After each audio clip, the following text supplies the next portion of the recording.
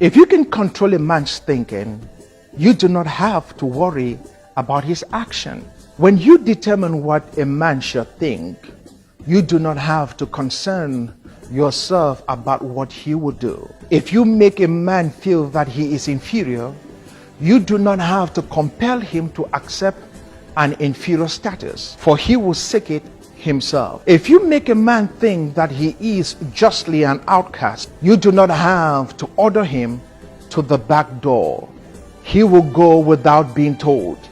And if there is no back door, his very nature will demand one. These are the words of American-born historian Dr. Carter Woodson in his book, The Miseducation of the Negro. For every black child in the diaspora that is living out of the continent of Africa, there must be a rite of passage where the history of the Negro becomes a test of their blackness. It's important for them to know that their history does not begin with slavery, but long before slavery, and for thousands of years, their ancestors were kings and queens that dominated the world in trade, engineering, agriculture, medicine, philosophy, art, science, and literature. And to those that are at home on the African continent, we must not allow any black child on the African continent to graduate out of our universities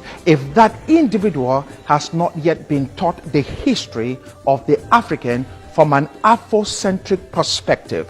African must be taught their history by other Africans. We must not fall to the ever-present garbage of trying to find out what the cost-benefit analysis would be. This is one project that must not be calculated by a balance sheet, because the African liberation from slavery and colonization, its cost can be worse than the constant oppression that is inflicted daily on the minds of the African.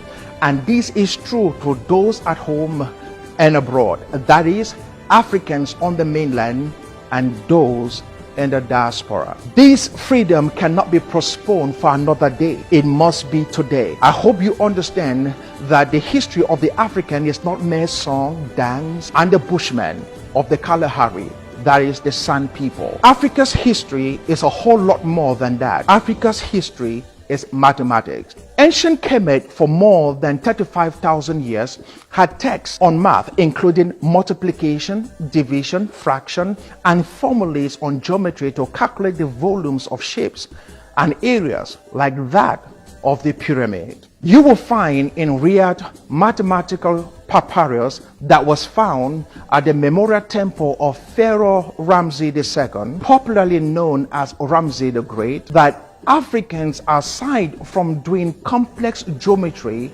noted the value of pi was 3.16, dated 1650 BC, more than 1,000 years before the Greek mathematician Archimedes got the value of pi to be 3.14. For more than 8,000 years, the people of Congo were using a numeric system they developed. So did the Yorubas of Nigeria with 20-unit base system and not 10.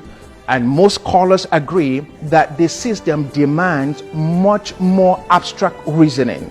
Medicine is enshrined in Africa's history. Africa for several centuries used most of the medical treatment that are still in use today. Before the Europeans' invasion of Africa, Kemet, South Africa, and Nigeria, among many other regions in Africa, had far more advanced medicine than medicine in Europe.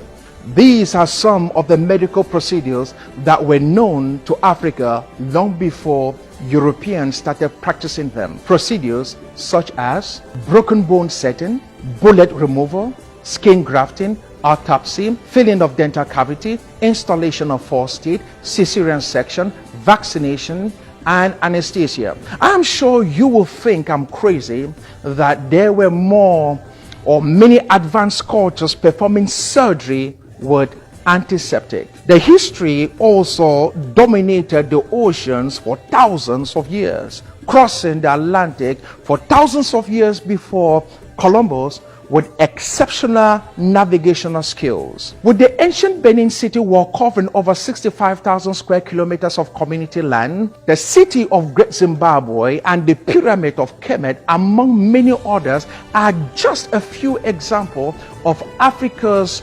engineering greatness, with masons and civil engineers that dominated the world for thousands of centuries. The African has been taught that her cultures are inferior, her names are primitive, and the power in her voice undesirable.